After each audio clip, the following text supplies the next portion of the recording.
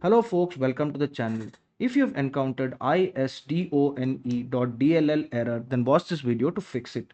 The first thing we can do is to run an SFC scan. So we will look for command prompt, right click on it, click on run as administrator, and then enter the command sfc space /scannow and press enter. Wait for the scan to finish and then again open command prompt as an administrator like we did in the previous step, and we'll re-register these two DLL files. So we'll enter the command regsvr32 space ISDone and press enter. Then we will also register another file. So command prompt should be open in the administrator window. regsvr32 space unarc.dll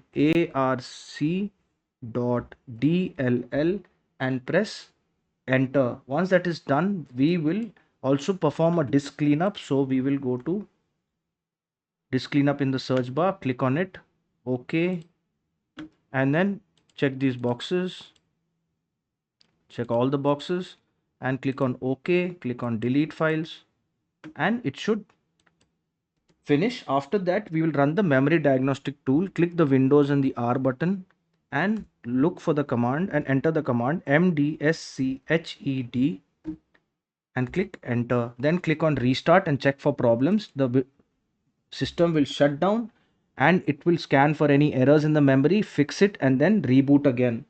Now your error should have mostly been solved. The error should no longer show. But if it does show, then the only option you have is to reset your system.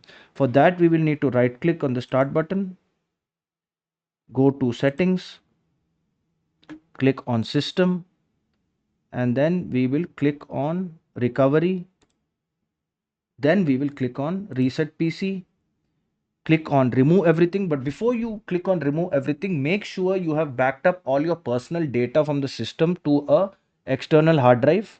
So click on remove everything, then click on cloud download, next, follow the process, and Windows will boot from a new configuration, a clean configuration on your system, and this error should no longer occur. If this video helped you, then kindly subscribe to the channel. Enjoy your day.